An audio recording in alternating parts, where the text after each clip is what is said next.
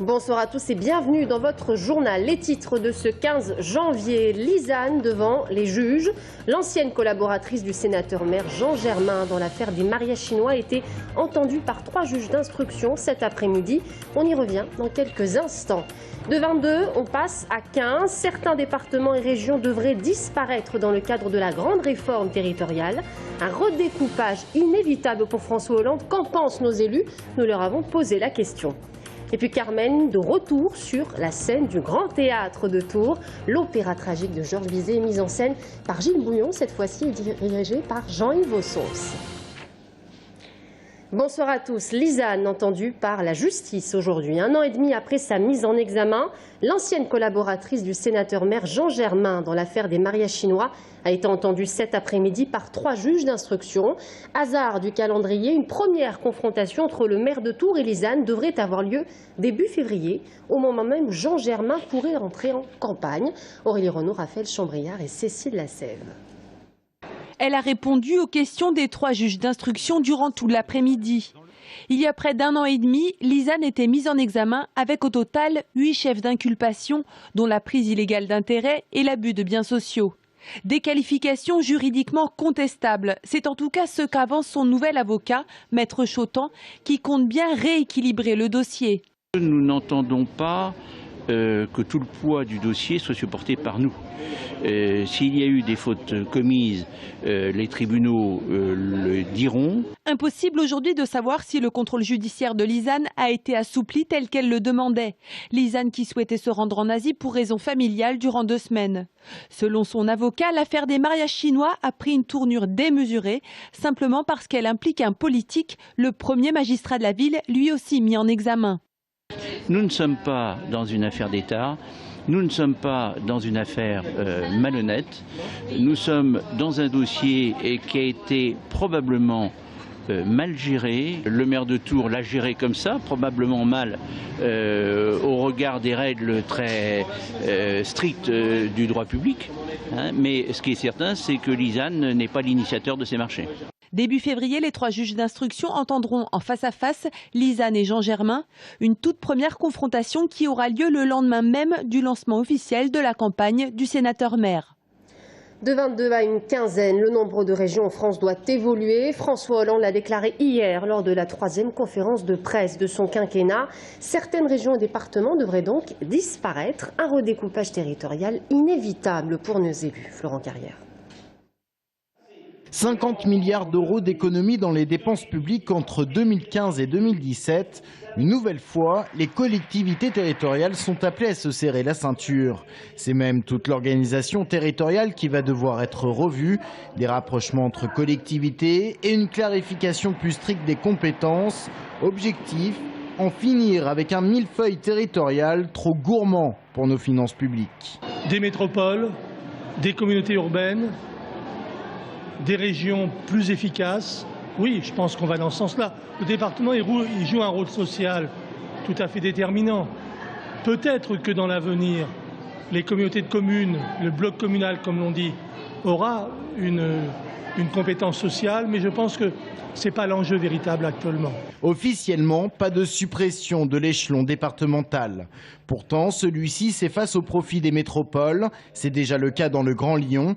Les régions sont également appelées à être plus fortes et au fur et à mesure, les départements se transforment en simples distributeurs de l'aide sociale parce qu'ils n'ont plus les moyens de leur politique. Il faut que les régions prennent le relais en politique d'aménagement du territoire, en politique de développement économique, un certain nombre de prérogatives des départements. Et derrière, on sent bien qu'on pousse aussi les communes, communautés de communes, à mutualiser leurs services, à réduire leurs charges. Transfert de compétences en direction des régions ou des blocs communaux.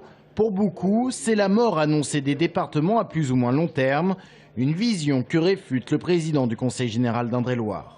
Je crois qu'on a trouvé une solution temporaire de financement du reste à charge des dépenses sociales, qui, départements ou non, seront à compenser. Quoi qu'il en soit, les régions françaises vont devenir plus fortes à l'image des Landes allemands. Plus de compétences avec un pouvoir réglementaire. L'idée est de donner plus de pouvoir à des élus qui connaissent leur territoire. Ça n'est pas la même chose d'intervenir pour l'aide aux entreprises ici en région centre et d'intervenir dans le sud de la France, dans l'est de la France, etc. Chaque situation est particulière. Que nous puissions adapter les règlements aux réalités pour être efficaces, pour rapprocher la décision. Quant au nombre de régions, il devrait passer en métropole de 22 à 15. Quid de la région centre ? En 2009, la question avait déjà été posée et le centre ne semblait pas faire partie des régions concernées. Mais notre région pourrait toutefois connaître quelques ajustements, conséquences du redécoupage du côté des régions voisines. Laurent Baumel, perplexe sur le pacte de responsabilité évoqué hier par François Hollande. Le député socialiste regrette que le chef de l'État n'ait pas donné plus de précisions sur les contreparties exigées des entreprises en échange d'un allègement du coût du travail. On en parle avec lui justement demain soir. Laurent Baumel sera notre invité de la rédaction. La gauche radicale entre en campagne, parti de gauche, nouveaux partis anticapitalistes font front commun pour les municipales. Une liste baptisée « C'est au tour du peuple ». On y retrouve notamment la candidate NPA Fanny Puel ou encore Claude Bourdin, le conseiller municipal à la ville de Tours qui, souvenez-vous, avait claqué la porte du Parti socialiste en décembre dernier. On les écoute. On a décidé qu'on avait un espace politique à prendre et on l'a pris. Alors on a invité le Parti communiste français bien sûr à travailler avec nous. On déplore le fait qu'il décide de partir avec le PS. On a aussi invité Europe Écologie Les Verts à venir nous rejoindre et pour constituer une liste commune qui soit sociale, démocratique et écologique. Les Verts nous ont jamais répondu. Les choses se décident démocratiquement. Et la tête de liste sera désignée de façon démocratique, donc par tous les colistiers de la liste. Donc il n'y a personne qui est mis en avant au sein de cette liste. C'est sûr que la liste de Jean Germain, c'est lui qui décide de tout. Il décide des noms qu'il y aura sur la liste, il décide du programme et personne ne discute. Tout le monde doit appliquer. Donc c'est pas comme ça que je vois la politique. À Blois, Delphi pourrait supprimer 150 postes en 2014. L'équipementier automobile prévoit un plan de restructuration de son site. Un comité central d'entreprise devrait se tenir ces prochains jours. Les salariés de Fagerbrand devraient connaître le nom des candidats à la reprise vendredi. L'entreprise d'électroménager qui a été placée, je vous le rappelle, en redressement judiciaire, emploie 1800 personnes en France, près de 200 sur le site de Vendôme. Et puis 300 salariés de l'usine Matra à Romorantin indemnisés. Hier à Blois, le conseil de prud'homme leur a accordé une indemnité de 18 000 €. Les salariés avaient été licenciés en 2003. Ils n'ont pas reçu de véritable proposition de reclassement à ce jour. On passe à l'actualité sportive. Ce soir, le TVB affronte les Polonais de Jastrzębski à l'occasion du premier tour des playoffs de la Ligue des Champions. Une victoire pour ce match aller-domicile qui donnerait une option au Tourangeau, celle de participer au Final Four d'Ankara en Turquie. Bastien Mathieu. C'est sans aucun doute un des matchs les plus importants de la riche saison tourangelle. Après une phase de poule plutôt bien négociée, le TVB entame la phase éliminatoire de la Ligue des Champions. Pas forcément dans les conditions idéales puisque David Konechny, le capitaine emblématique, est toujours touché au dos et n'est même pas sûr de jouer. Je pense que ça va être compliqué pour son dos. Il y a aussi Jablonski avec son épaule qui a pris un coup contre Lyon. Ce n'est pas une blessure, il a pris un coup. Et Nicolas Roux qui a un problème de cheville aussi. C'est donc une équipe très diminuée qui se présentera ce soir, compromettant quand on connaît le niveau de l'adversaire que le TVB va rencontrer à 2 reprises. Jastrzębski, premier de sa poule, a fait sensation en battant notamment le prestigieux club turc d'Akbank Ankara. C'est une équipe qui a beaucoup de caractère, qui est bien préparée, qui est très agressive, qui a des bons joueurs. C'est à nous de les provoquer, c'est à nous de voir les moyens de les déstabiliser en réception. Et derrière, la folie des Grenons, quoi. Très solide sur leur parquet donc, une qualification tourangelle passera presque obligatoirement par une victoire ce mercredi soir à domicile. Une défaite serait presque déjà synonyme d'élimination, tant décrocher une victoire en terre polonaise paraît compliqué. D'autant que la qualification se jouera au 7 avérage. À noter qu'une qualification pour le prochain tour serait une première depuis 2006. Et en football, 20e journée de Ligue 2, le Tour FC se déplace à Niort vendredi soir. Niort qui compte une seule défaite à domicile. Après leur victoire face à Caen, les Tourangeaux occupent la 4e place du podium. Mais pour l'entraîneur Olivier Pantaloni, affronter une équipe moins performante dans le jeu pourrait toutefois déstabiliser ses joueurs. On l'écoute. Pour moi, Niort, c'est un match qui est assez compliqué à gérer. Ils ont de très bonnes stats à domicile, quasiment les mêmes que les nôtres. Ils n'ont perdu qu'une fois face à Laval. Et c'est une équipe qui est, pour être correct, très embêtante à jouer. Voilà. Pas facile. Donc il va falloir qu'on soit à notre meilleur niveau pour arriver à ramener un résultat positif de ce déplacement. Et on termine ce journal avec Carmen, de retour sur la scène du Grand Théâtre de Tours, l'opéra tragique de Georges Bizet qui est l'un des plus joués au monde. Et cette fois-ci mise en scène par Gilles Bouillon, dirigé par Jean-Yves Vosson. Salim Smichaud a suivi les répétitions.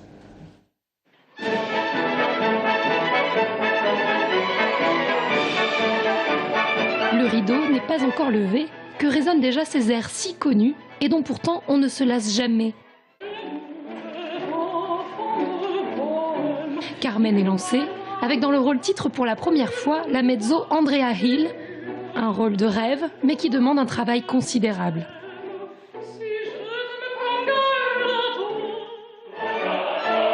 Il y a 4 airs, il y a 2 scènes duo énormes avec José, il y a le quintet, le trio, il y a vraiment beaucoup à faire.